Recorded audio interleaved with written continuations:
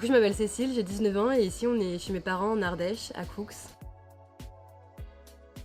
Et en fait, je suis scout et du coup, quand on est scout et qu'on a 16 ans, on organise un gros projet sur 3 ans. Du coup, nous, on est parti en Thaïlande avec une association birmane qui s'occupait des migrants birmans en Thaïlande pour essayer de les intégrer à la population thaïlandaise. Et du coup, on est parti juste après notre bac et après on est revenu en France pour témoigner de ce qu'on avait vécu là-bas. Je suis restée 3 semaines là-bas, du coup on est resté 2 semaines avec l'association.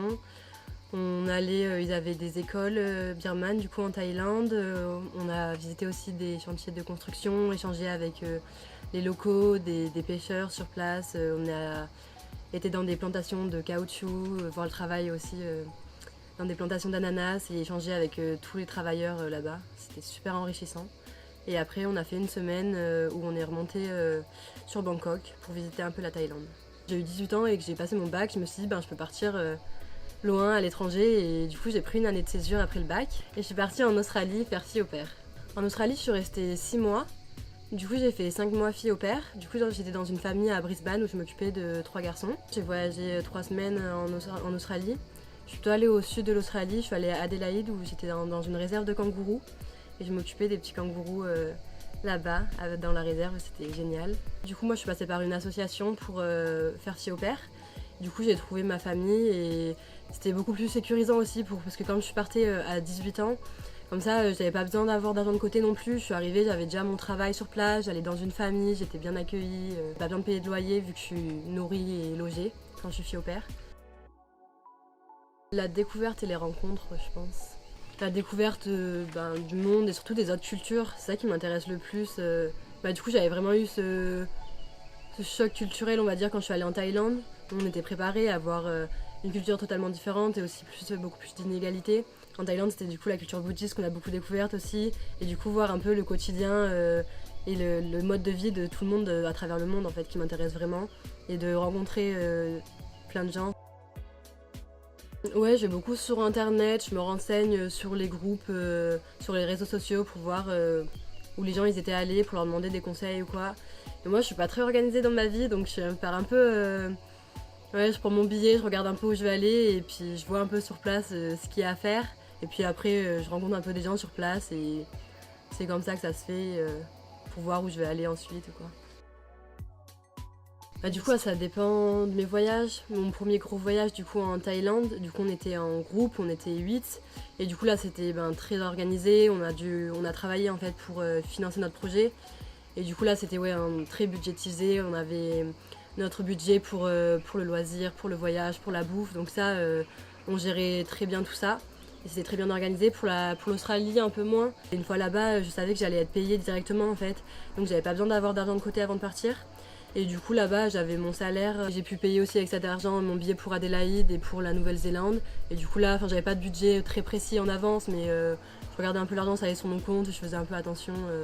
Au sud de l'Australie, en Nouvelle-Zélande, j'ai beaucoup fait de LPX et couchsurfing.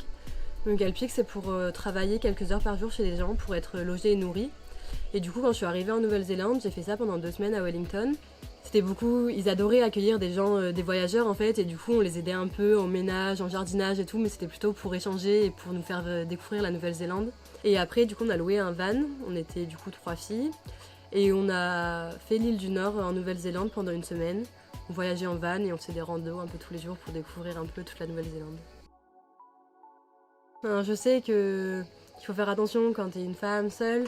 Après moi aussi j'ai eu la chance, je suis partie quand j'étais toute seule en Australie. Donc un pays où on a un peu moins à se préoccuper de notre sécurité, c'est un pays un peu plus safe. Après oui, bien sûr, je fais attention quand je rentre le soir toute seule ou quoi.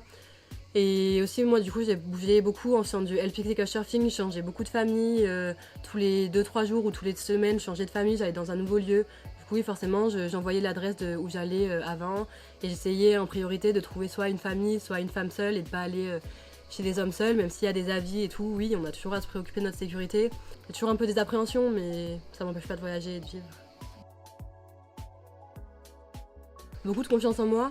Je suis partie aussi voyager parce que je savais pas trop où j'étais dans ma vie, je savais pas trop ce que je voulais faire comme études et voilà. Et du coup j'ai voulu partir, je suis partie à l'autre bout du monde pour recommencer un peu à zéro. Essayer de nouvelles choses, rencontrer de nouvelles personnes et vivre de nouvelles expériences. Ouais, ça développe beaucoup l'autonomie d'aller à l'autre bout du monde quand tu parles pas vraiment anglais, de vivre dans un nouveau pays, de vivre dans une nouvelle famille, avoir un nouveau travail. En fait, c'est toutes tes habitudes qui changent du jour au lendemain. Donc ouais, ça développe vraiment l'autonomie et surtout la confiance en moi, ouais, je pense. Du coup, j'ai un peu tout fait. Du coup, à Brisbane, j'étais dans ma petite maison avec ma petite famille tranquillement. Et après, j'ai voyagé un petit peu en van en Australie et en Nouvelle-Zélande. J'ai fait des auberges de jeunesse et du coup couchsurfing.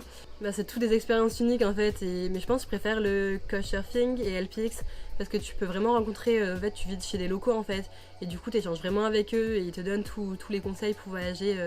La vie en van aussi, c'est particulier, mais c'est à tester, je pense. Voilà. Les auberges de jeunesse aussi, c'est cool parce que tu peux rencontrer pas mal, surtout des jeunes ou quoi, donc on peut rééchanger, sortir et tout.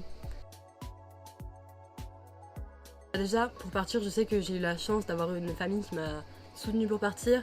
Et du jour au lendemain, je leur ai dit ouais, en fait, j'aimerais bien aller faire au père en Australie, à l'autre bout du monde. Et du coup, même s'il y avait énormément d'appréhension et de peur, ils m'ont laissé partir parce qu'ils savaient que c'était ça que je voulais faire et que j'étais arrivée à un moment où j'avais vraiment besoin de prendre une pause aussi avant de commencer la fac. Et du coup, l'éloignement,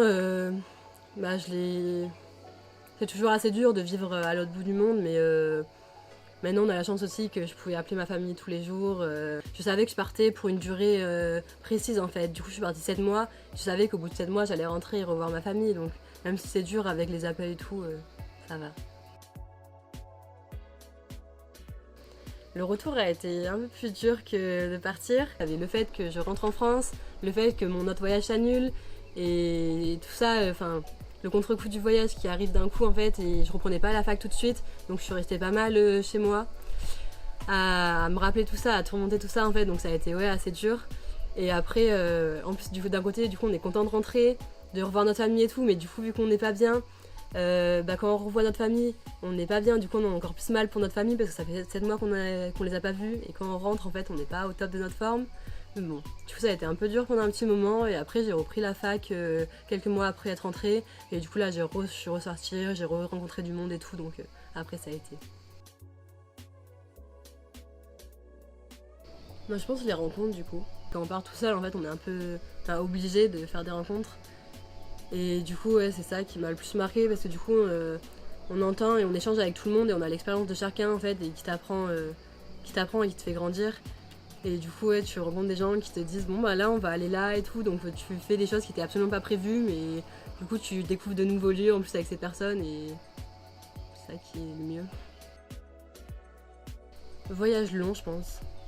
Tu fais beaucoup plus, c'est beaucoup plus enrichissant les voyages longs et les voyages courts c'est génial, mais tu peux pas, je pense vraiment découvrir par exemple un pays si tu restes pas trop longtemps. Faut mieux. Moi j'ai fait les deux et les deux c'est fou. Et les voyages longs, ça te permet vraiment de plus apprendre sur toi, de beaucoup plus pouvoir découvrir les pays.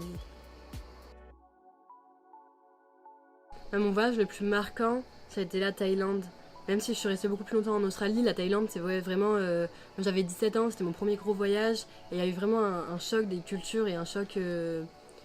des inégalités en fait, même si on était préparé à ça et même si on sait que le monde c'est pas tout beau tout rose, quand on est arrivé là-bas et qu'on est confronté en fait à la pauvreté, les inégalités, tout ça, c'est assez fou et surtout que les personnes qu'on a rencontrées là-bas, ils avaient des histoires choquantes et assez effrayantes, mais il y avait des personnes qui vivaient avec rien en fait, mais c'était parmi les personnes les plus heureuses que j'ai jamais rencontrées et avec une joie de vivre de malade et qui t'accueillent chez eux et qui te donnent en fait tout ce qu'ils ont, tout ce qu'ils peuvent avoir et ils te l'offrent pour que tu te sentes bien accueilli chez eux, alors que ces personnes elles ont rien. Et je pense que c'est ça qui m'a vraiment le plus marqué en fait. Moi les galères c'est avec les avions, les transports et les visas. D'accord. Parce que comme j'ai déjà dit, je suis pas très organisée et du coup je prévois pas forcément trop en avance. Du coup il m'avait arrivé plusieurs galères. À Sydney, du coup j'étais partie une semaine avec des amis. Et en fait, du coup, 2 jours avant de partir, je me suis dit je vais vérifier à quelle heure est mon avion pour m'organiser un peu, pour savoir quand je repars et tout ça. Et quand je regarde, en fait, mon avion était 3 mois plus tard. Voilà, je me suis retrouvée à Sydney, je devais retourner parce que je bossais quelques jours après à Brisbane. Et du coup, voilà, je devais y retourner à plus de 1000 km de là. J'ai regardé s'il n'y a pas des personnes, des voyageurs qui remontaient en van à Brisbane. Et j'ai regardé aussi les avions et du coup j'ai trouvé un avion vraiment pas cher, vu que c'était une offre de dernière minute 2 jours après. Et du coup, j'ai pris 2 jours de plus en auberge de jeunesse et au final, j'ai rencontré pendant ces 2 jours des personnes que j'ai revues plusieurs fois en Australie. Après, j'allais en Malaisie et je m'étais pas forcément occupée du visa bien en avance. Et du coup, quelques semaines avant d'y aller, je dis bon, je vais quand même vérifier s'il faut un visa et combien de temps il m'est arrivé en fait. Et heureusement, le visa m'est vraiment pas longtemps arrivé. Du coup, j'ai pu prendre le visa avant d'y aller, mais voilà, je m'occupe pas trop des choses en avance et du coup, après, j'ai toujours un petit stress sur le moment. Pour savoir comment ça va se passer quoi. Voyager seul je pense. Pourquoi? Pour les rencontres qu'on fait et pour sortir vraiment de cette zone de confort, de se dire bah là je suis toute seule en fait. Donc bah, si j'ai envie de bouger, je suis obligée de rencontrer des gens pour sortir tout ça et voilà. Voyager seul je pense pour les rencontres. La cuisine thaïlandaise, vraiment. C'est des plats. En plus on est arrivé. Et on leur avait dit qu'on était des Français avec des petits palais fragiles et qu'il fallait pas qu'ils mettent trop d'épices. Et du coup, ils nous ont dit qu'ils avaient fait moins épicés les plats. Et du coup, on a mangé des plats qui étaient vraiment ultra épicés. Parce qu'en fait, ils font des plats avec du curry qui est la base de tous leurs plats en fait. Et c'est la meilleure cuisine et la plus variée que j'ai jamais mangée, je pense, en Thaïlande. On avait des plats tous les jours, des plats différents. Mes 3 viandes, du riz, des légumes tous les jours. Il y a les pad thaï que j'ai adoré, mais j'ai pas vraiment les noms des plats qu'on mangeait. Ouais, j'ai goûté le mangoustan, c'est le fruit qu'on allait chercher dans le jardin et qu'on mangeait tous les jours au dessert et c'était tellement bon. Sac à dos, parce que je suis partie, du coup en Thaïlande je suis partie avec mon sac à dos et en Australie je suis partie avec ma valise parce que je me suis dit oui je vais aller juste 6 mois dans la famille, je prendrai un petit sac à dos si je veux faire bouger un peu en rando ou quoi quelques jours. Quand j'ai fini mes 5 mois et demi avec ma famille, j'ai décidé de bouger après en fait. Et du coup je me suis rendu compte que la valise pour bouger tous les 2 jours de famille, aller marcher, prendre un bus, un train, un truc, c'était l'enfer. Et sinon j'aimerais bien repartir pour mes études. Du coup pour ma 3e année de licence, j'aimerais bien partir en Amérique du Sud. Du coup voilà, c'est pareil, on verra dans un an où on en est et si je peux partir. Juste de foncer en fait. Ouais, du coup, je suis partie à l'autre bout du monde en me disant coûte que coûte. Au pire des cas, même si ça se passe mal, que je suis pas bien dans mon travail, que j'arrive à rencontrer personne, que je suis pas bien, et je prends le billet d'avion, même si ça coûte cher, je prends le billet d'avion et je rentre en fait. Et même si je suis pas restée longtemps, si je suis vraiment pas bien, je rentre. Et je pense que tant qu'on n'a pas testé, on peut pas savoir foncer, partir et vraiment s'ouvrir en fait et rencontrer des gens. Du coup, si vous avez aimé cette vidéo, n'hésitez pas à liker et à partager et à vous abonner aussi.